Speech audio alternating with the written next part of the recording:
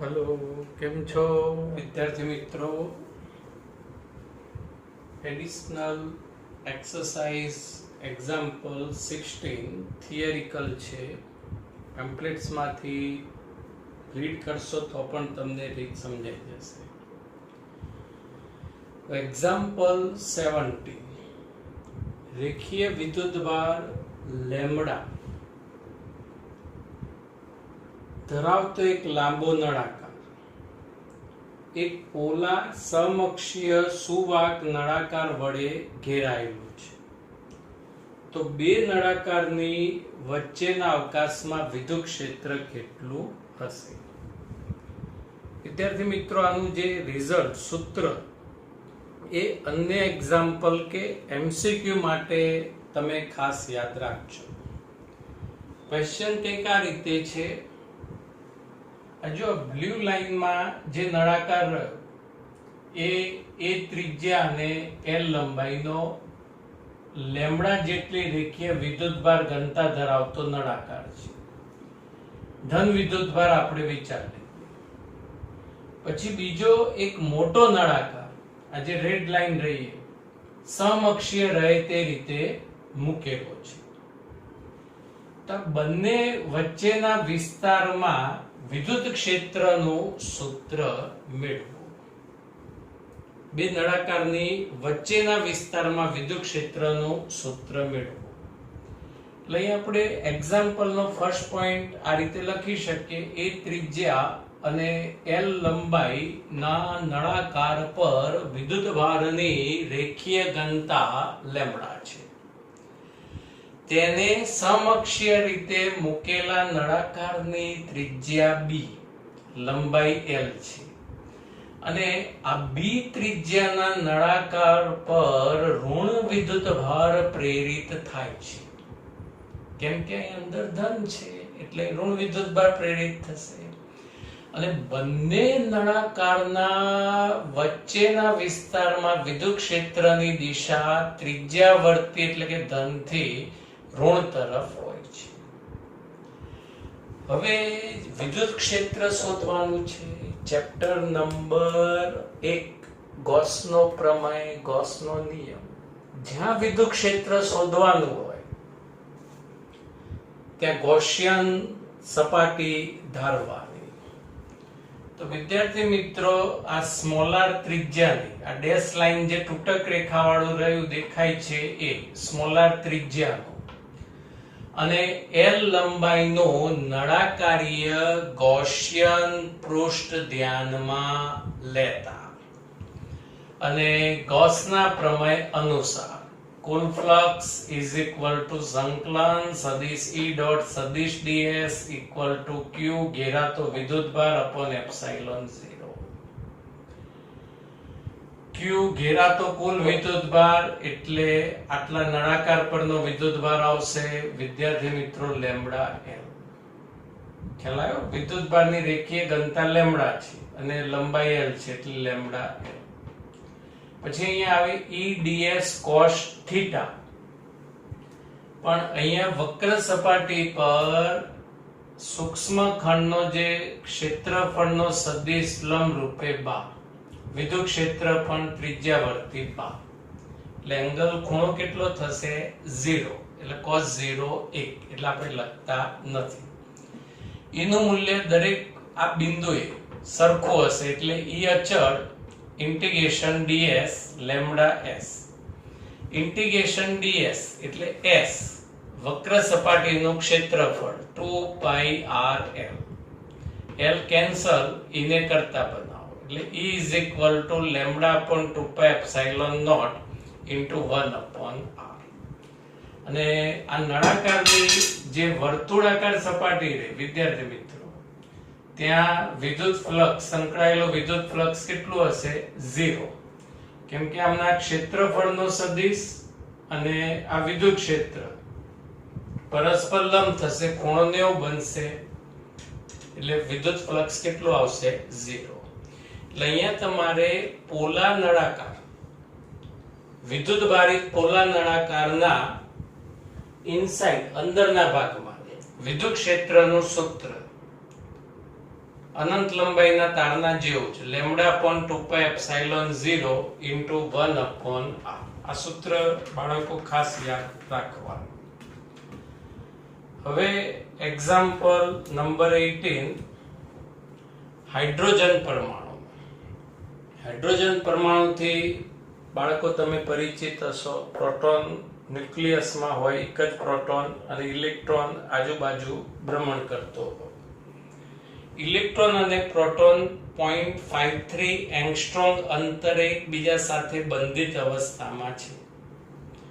Electron અને proton વચ્ચે અનંત અંતર માટે સ્થિતિ ઉર્જા શૂન્ય લઈએ તો આ તંત્રની સ્થિતિ ઉર્જા EV માં મેળવો.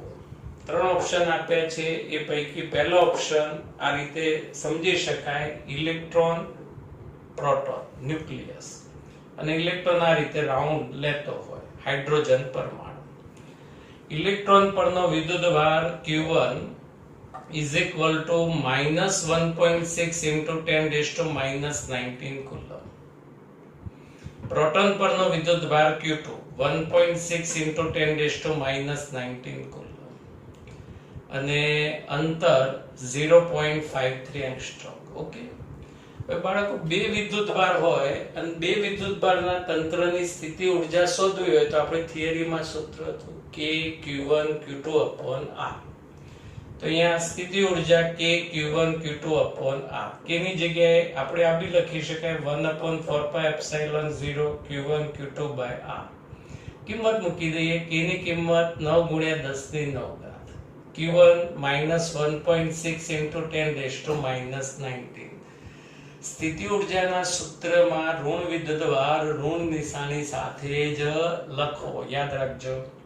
Q2 1.6 × 10⁻⁻19 અને 0.53 × 10⁻10 અંતર એંગસ્ટ્રોમ એટલે 10⁻10. એટલે સિમ્પ્લિફાય આવશે -43.47 × 10⁻19 જૂલ. આન્સર EV માં માંગ્યો છે એટલે ભાગ્યા 1.6 × 10⁻19. આનું સિમ્પ્લિફાય -27.17 ઇલેક્ટ્રોન વોલ્ટ એટલે -27.2 ઇલેક્ટ્રોન વોલ્ટ. ઓકે, હવે બી ઓપ્શન સમજજો. ઇલેક્ટ્રોનને મુક્ત કરવા કેટલું લઘુત્તમ કાર્ય કરવું પડે અને તેની કક્ષામાં ગતિ ઉર્જા એમાં મેળવેલી સ્થિતિ ઉર્જા કરતા અડધી છે તેમ આપેલ છે તેમ ગણો. જો કે વિદ્યાર્થી મિત્રો, આનો જે બેઝિક કોન્સેપ્ટ હોય ને આપણે 11th ના ચેપ્ટર 8 માં ભણી ચૂક્યા છીએ. હું સમજાવું. હવે બી ઓપ્શનમાં એવું કહ્યું છે કે આ ઇલેક્ટ્રોન એ ઇલેક્ટ્રોનને અહીંથી અનંત અંતરે મોકલી દેવા કેટલું કાર્ય કરવું પડે. યાદ છે વિદ્યાર્થી મિત્રો, આપણે નિષ્ક્રમણ ઉર્જા ભણ્યા હતા.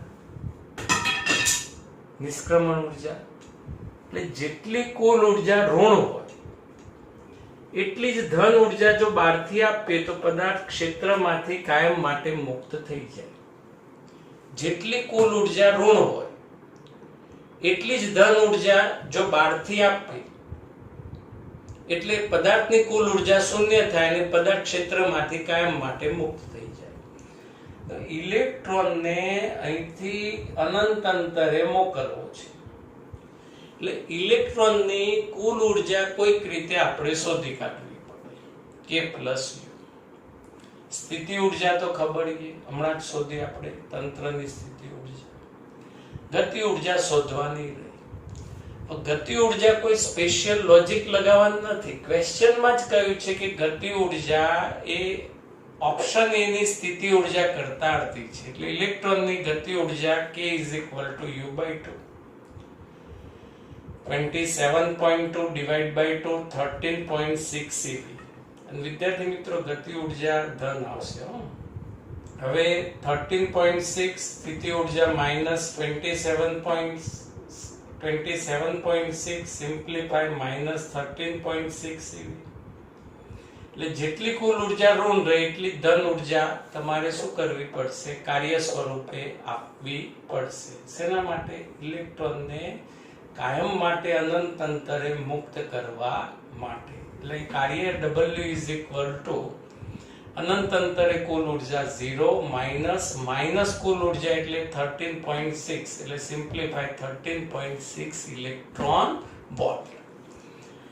સી ઓપ્શનમાં પેમ્પલેટ્સના ક્વેશ્ચનમાં કરેક્શન કરજો. ટેક્સ્ટ બુકમાં પણ રકમમાં કરેક્શન કરજો. હવે બંને વચ્ચે 1.06 એંગસ્ટ્રોમ અંતર માટે હવે ઇલેક્ટ્રોન પ્રોટોન દ્રવ્યનું વચ્ચેનું અંતર કેટલું કરવાનું છે? 0.53 એંગસ્ટ્રોમ ની જગ્યાએ અંતર વધારવાનું છે. 1.06 એંગસ્ટ્રોમ અંતર કરવાનું છે. હવે ટેક્સ્ટ બુકમાં એવું લખ્યું છે કે સ્થિતિ ઉર્જા શૂન્ય લેવામાં આવે. બાળકો સ્થિતિ ઉર્જા નહીં, અહીં કરેક્શન કરજો. ગતિ ઉર્જા શૂન્ય લેવામાં આવે તો ઉપરના A અને B માટેના જવાબો શું હશે? એટલે એ ઓપ્શન એટલે તંત્રની સ્થિતિ ઉર્જા શોધવાની અને 1.06 એંગસ્ટ્રોમ અંતરેથી ઇલેક્ટ્રોનને અનંત અંતરે મોકલવા જરૂરી ઉર્જા. બે કિંમતો આપણે ફરી શોધવાની. તો પહેલા જ આપણે 1.06 એંગસ્ટ્રોમ અંતર માટે તંત્રની સ્થિતિ ઉર્જા K Q1 Q2 R. Okay, K 9 × 10⁹ Q1 ઇલેક્ટ્રોનનો વિદ્યુતભાર, Q2 પ્રોટોનનો વિદ્યુતભાર. અંતર 1.06 × 10⁻⁻10. અહીંથી સાદુરૂપ આપો તો જૂલ આવશે, પણ ડાયરેક્ટ EV માં કિંમત લાવવા ફરી 1.6 × 10⁻⁹. એટલે અહીંયા સ્થિતિ ઉર્જા કેટલી થઈ? -13.6 ઇલેક્ટ્રોન વોલ્ટ. પહેલો ઓપ્શન શોધાઈ ગયો. પછી બીજો ઓપ્શન વિદ્યાર્થી મિત્રો કયો આવશે? આ બધી થિયરિકલ નોટ ધ્યાનમાં ના લેવી હોય, ડાયરેક્ટ જવાબ લખવો હોય તો પણ ચાલે. ગતિ ઉર્જા શું કહીએ? શૂન્ય. ઓકે, પેમ્પલેટમાં હમણાં કરેક્શન કરાયું. એટલે કુલ ઉર્જા કેટલી થવાની? 0 ± 13.6 eV. કુલ ઉર્જા -13.6 eV. તો એ ઇલેક્ટ્રોનને અનંત અંતરે મોકલવા કેટલું કાર્ય કરવું પડે? જેટલી કુલ ઉર્જા ઋણ હોય એટલું જ ધન, એટલે +13.6 eV. ઓકે, કોન્સેપ્ટ સમજાઈ ગયો? હવે આ નોંધ આપણે ધ્યાનમાં લઈએ, સ્ટેપ બાય સ્ટેપ સમજીએ. જે દર્શાવે છે કે ઇલેક્ટ્રોનને 0.53 એંગસ્ટ્રોમ થી 1.06 એંગસ્ટ્રોમ ના સ્થાને લઈ જવા 13.6 eV જેટલી ઉર્જા વાપરી -27.2 eV માંથી -13.6 eV વધીને મેળવે છે. વિદ્યાર્થી મિત્રો, ઇલેક્ટ્રોન અને પ્રોટોન 0.53 એંગસ્ટ્રોમ ગયા હતા ત્યારે સ્થિતિ ઉર્જા આપણને મળી -27.2.